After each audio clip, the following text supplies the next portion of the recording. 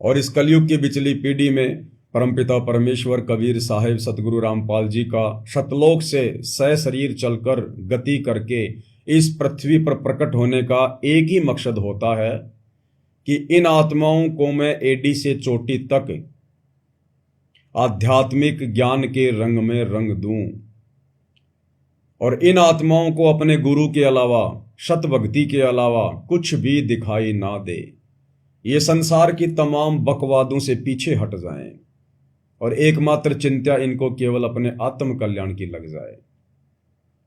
तो भाई और बहनों, जिस मकसद को आधार बनाकर परमेश्वर धरती पर प्रकट होते हैं गुरु रूप में, सतगुरु रूप में, संत रूप में, वो वर्तमान कलयुग की बिचली पीढ़ी में स्पष्ट दिखाई दे रहा है। क्योंकि परमेश्वर जी ने तो कोई कमी छोड़ी नहीं किसी भी प्रकार की। सन 1993 से गुरुदेव भगवान ज्ञान प्रचार कर रहे हैं, जन जन तक ये आध्यात्मिक ज्ञान पहुंचा रहे हैं, भक्ति के रंग में आत्माओं को रंग रहे हैं और वर्तमान समय में भी परमात्मा उसी प्रकार से संघर्ष कर रहे हैं। हिसार जेल में बैठकर भी परमपिता परमेश्वर दिन रात एक कर रहे हैं आप और हमारे तक संदेशे पहुंचाने में। तो आप और हमारी भी कुछ जिम्मेदारी बनती है। हमने भी गुरुदेव भगवान की इस लीला में संघर्षशील जीवन से एक शिक्षा लेनी चाहिए कि निस्वार्थ भाव से परमात्मा के लिए गुरुदेव भगवान किस कदर संघर्षरत हैं। तो आप और हमने अपनी आत्मा के कल्याण के लिए किस कदर भक्ति मार्ग पर एक रस हो जाना चाहिए, एक मत हो जाना चाहिए। अपने गुरुदेव भगवान के वचनों के अलावा हमें दूसरी कोई वस्तु दिखाई नहीं देनी चाहिए। अरे बाकी काम तो उस परमेश्वर का है, उस परमात्मा का है। अगर कोई व्यक्ति रोजी रोटी की चिंता को लेकर अगर ये कहे कि भाई भक्ति इतनी नहीं हो पा रही है, भक्ति इतनी नहीं कर पा रहा हूं क्योंकि रोजी रोटी की चिंता है, बच्चों का पालन पोषण भी तो करना है, उनकी परवरिश भी तो करनी है, बहुत सारी जिम्मेदारियां हैं मेरे ऊपर।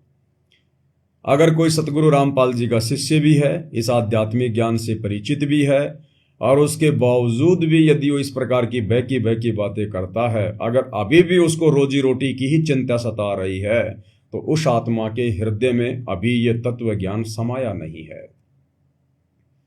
भाई और बहनों, इस कबीर परमेश्वर सतगुरु रामपाल जी भगवान की शरण में आने के बाद यदि हम इनको अपना बाप मानकर, अपना परमात्मा मानकर, अपना सच्चा सतगुरु मानकर, पतिव्रता पद पर रहकर, इनको समर्पित होकर, हर प्रकार से मर्यादाओं में रहकर अगर भक्ति करेंगे तो भाई और बहनों, रोजी रोटी तो कोई समस्या है ही नहीं। और अन्य कौन सी जिम्मेदारियां हैं आज हमारे ऊपर? जो व्यर्थ की जिम्मेदारियां ये समाज बिना तत्व ज्ञान के परंपराओं में फंसकर, रूढ़िवादी उन कुरीतियों में फंसकर निभा रहा है, वो सारी परंपराएं तो गुरुदेव ने हमसे छुड़वाई दी हैं। सिंपल तरीके से रमेणी के माध्यम से, बिना किसी खर्चे के, दहेज के, बिना बैंड बाजे, बिना घोड़ी के, बिना पंडित के, बिना बारात के, जो हम अपने बच्चों का संस्कार पूरा करते हैं, अब बताओ उसमें काहे का खर्चा है? बिल्कुल फ्री में, एक पैसे का खर्चा नहीं। इसके अलावा ना हमने कोई भात भरना, ना कोई छुचक भरना, ना कोई पीलिया लेके जाना। दुनिया भर के जो त्योहार आते हैं, ना हमने वो त्योहार मनाने, ना हमने वो व्यर्थ का खर्चा करना। ना हम कोई सिनेमा देखने जाते, ना हम कोई बीड़ी गुटखा शराब पीते, ना मांस खाते, ना कहीं पिकनिक के लिए जाते, ना कहीं घूमने के लिए जाते, ना कहीं मंदिर मस्जिद चर्च गुरुद्वारे में जाते, ना फालतू में रिश्तेदारियों में ना जाते, ना हम किसी प्रकार का फालतू का कोई लेन देन करते, ना हमारे विशेष कोई शौक हैं खाने के, पीने के, पहनने के, ना हम कोई आडंबर करते, ना हम बच्चों को विशेष ऊंची ऊंची स्कूलों में पढ़ाते, ना हमारा टारगेट अपने बच्चों को डॉक्टर इंजीनियर बनाना है। हमारा केवल एक ही मकसद है, किसी भी तरह से गुरुदेव को प्रसन्न करके, मर्यादित भक्ति करके मोक्ष प्राप्त कर जाएं। अब बताओ फिर भगत को कौन सी चिंता सताएगी, कौन सी जिम्मेदारियां हैं जिनको लेकर भगत भक्ति को महत्व कम और अपनी उन जिम्मेदारियों को ज्यादा महत्व दे रहा है। भक्ति के लिए समय कम और धन कमाने में समय ज्यादा गवा रहा है। और गुरुदेव ने तो स्पष्ट कर दिया कि यदि हम सच्ची नीयत से भक्ति करेंगे, मर्यादा में रह के, गुरु के बनकर, स्वामी भगत बनकर, तो केवल भगत को तो नाम की चिंता होनी चाहिए, अपनी मर्यादाओं की चिंता होनी चाहिए कि चिंता तो हरि नाम की और न चिंता दास, और जो कोई चिंता नाम बिना सोए काल की फांस।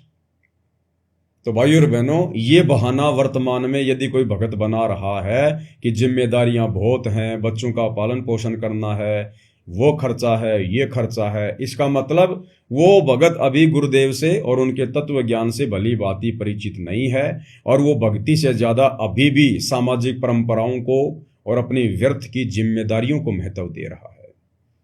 ऐसे भगत भाई बहनों ने विचार करना चाहिए, जब हम माँ के गर्भ में थे उस समय हमारी परवरिश, हमारा पालन पोषण, हमारी जिम्मेदारियां कौन उठा रहा था, जो आज हम जिम्मेदारियां उठाने वाले ठेकेदार बन गए हैं। अगर हम सही भक्ति करेंगे, मर्यादा में रहेंगे, तो हमारी बाकी जिम्मेदारियां भी परमात्मा निभाएगा, हमारा सफर हल्का कर देगा। बताओ फिर चिंता किस बात की। तो भाइयों और बहनों, अब ये बहानेबाजियां इस भक्ति मार्ग पर और इस कलयुग की बिचली पीढ़ी में गुरुदेव के इतना ज्ञान देने के बाद, इतना समाधान करने के बाद बिल्कुल भी नहीं चलने वाली हैं। और फिर भी यदि कोई भगत अगर फिर भी कोई भगत इस तरह की बातों में फंसा हुआ है, इसका मतलब वो भगत अपने गुरुदेव के प्रति पूर्णतया समर्पित नहीं है। तो भाइयों और बहनों, अब हमने तन मन धन से, दिलो जान से, आत्मिक रूप से, हृदयात्मक रूप से अपने गुरुदेव भगवान को समर्पित होकर अपनी भक्ति को सफल करना है। ये जिम्मेदारियां जब तक हम जीवित हैं तब तक का बोझ है, तब तक की टेंशन है। कल को हमारा शरीर छूट जाएगा, हम सारी जिम्मेदारियों से मुक्त हो जाएंगे। हमारे यहां रहने से ना रहने से किसी को कोई फर्क नहीं पड़ने वाला। कल को जब हम मर जाएंगे, शरीर छूट जाएगा, भले युवा अवस्था में ही क्यों ना छूट जाए, उसके बाद भी आपका परिवार चलेगा, आपके बच्चे पढ़ेंगे, 2 टाइम की रोटी खाएंगे, रिश्तेदार भी खुशी से रहेंगे, सारे काम होंगे। ये सृष्टि परमपिता परमेश्वर, कबीर देव, सतगुरु रामपाल जी भगवान के वचन से, उनके हुक्म से संचालित है। ये सारी जिम्मेदारियां परमात्मा किसी भी इंसान के, उसके जो प्रारब्ध में परमात्मा जो लिख देता है, जो लेख लिख देता है, उस आधार से चलता है सब कुछ। उस भगत के रहने से, उसके मर जाने से ना ये सृष्टि रुकती है, ना सृष्टि के कार्य रुकते हैं, और ना किसी की जिम्मेदारियां रुकती हैं। तो भाइयों और बहनों, जब इस पृथ्वी पर आप और हमारे जैसे 2 कोटि के जीवों के रहने से या ना रहने से जब कोई फर्क ही नहीं पड़ना किसी को, और ज्यादा से ज्यादा हम देखते हैं अक्सर जब किसी परिवार का कोई सदस्य शरीर छोड़ जाता है, तो ज्यादा से ज्यादा 8 या 10 दिन तक लोग आएंगे, पूछेंगे, रोएंगे, धोएंगे, फॉर्मेलिटी करेंगे। और रिश्तेदारों को तो विशेष कोई चिंता टेंशन होती ही नहीं, चाहे कोई मरो या ना मरो। रही बात खुद के परिवार की, तो खुद के परिवार के विषय में भी गुरुदेव भगवान ने हमें भली भांति समझा दिया कि बच्चों, मतलब के बिना कोई नहीं प्यारा। 10-12 दिन का खेल है सारा का सारा। उसके बाद में अगर तुम्हारी स्त्री अगर युवा है तो दूसरा कसम कर लेगी, या फिर अपने काम धंधे में सेट हो जाएगी, भाई बहन अपने अपने काम धंधे में सेट हो जाएंगे, और महीने 20 दिन के बाद में वो मरने वाला जो परिवार का ठेकेदार बन रहा था, जिम्मेदार व्यक्ति बन रहा था, मुखिया बन रहा था कि मेरे बिना तो शायद परिवार चलेगा ही नहीं, उसके मरने के लगभग 1-1.5 महीने बाद में वो मरने वाला 10-15 दिन में कभी कभी याद आता है, कभी कभी याद है। और जब बात चले जाती है 2-3 साल पर, फिर तो उसकी कोई आवश्यकता ही नहीं, उसका चिंतन मनन ही नहीं होता किसी प्रकार का। लोग कहेंगे जो चले गए उनके बारे में क्या बात करना। तो बताओ, आप और हम फालतू में मर रहे हैं, आप और हम फालतू में मर रहे हैं इन व्यर्थ की जिम्मेदारियों में। अब यदि सबसे बड़ी भगत की कोई जिम्मेदारी है सतगुरु की शरण में आने के बाद, तो अब हमारी सबसे बड़ी जिम्मेदारी अपने परिवार के प्रति नहीं है, क्योंकि वो ठेका तो गुरुदेव ने ले लिया परिवार की जिम्मेदारी का, पालन पोषण का, धंधा भी बढ़िया देगा, सारा काम देगा, बच्चे भक्ति करेंगे, उनके संस्कार बनेंगे, हमें काहे की चिंता। फिर परमात्मा संभालेगा अपनी आत्माओं को, वो हमारी आत्मा थोड़ी है। हम तो फालतू में अपना बेटा बेटी कह के फालतू की जिम्मेदारी ढो रहे थे। पिछले जन्म में वो किसके बेटा बेटी थे? अब हम मर गए और मान लो बेटा बेटी पार नहीं हुए, अगले जन्म में वो किसके बेटा बेटी बनेंगे? तो हम तो फालतू के ठेकेदार बने फिरते हैं। तो नाम उपदेश लेने के बाद जब भगत को ज्ञान हो जाता है तो गुरुदेव कहते हैं कि भगत की तो केवल एक ही परम जिम्मेदारी होती है, उसके गुरुदेव भगवान के प्रति, कि गुरु ने हमें जो कार्य दे दिया है, जो महान कार्य, सत भक्ति वाला कार्य, जो जिम्मेदारी गुरु ने हमें दे दी, सुबह सुबह नित्य नियम मंत्र जाप करना, सत्संग सुनना, दोपहर की रमेणी करना, शाम को संध्या आरती करना, पांचों यज्ञ करना, ये है सबसे बड़ी जिम्मेदारी भगत की। अगर ये जिम्मेदारी हम पूरी लगन के साथ में और तन्मयता के साथ में अगर निभाएंगे तो गुरुदेव भगवान प्रसन्न होंगे, क्योंकि परमात्मा तो भक्ति से प्रसन्न होता है, भगत के स्वभाव से प्रसन्न होता है। और गुरुदेव भगवान यदि प्रसन्न हो गए तो बाकी जिम्मेदारियां तो परमात्मा बहुत हल्की कर देगा, बहुत हल्की।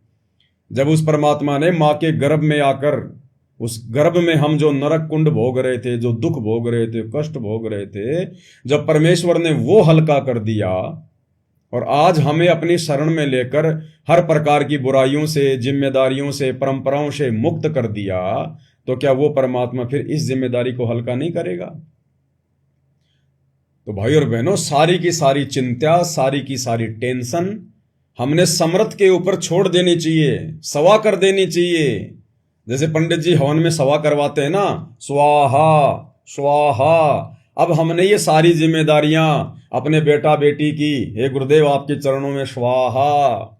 ये फालतू की जिम्मेदारियां, फालतू की सोच, दो टाइम की रोजी रोटी के लिए आवश्यकता से ज्यादा भटकना भ्रमणा, हे गुरुदेव आपके चरणों में स्वाहा।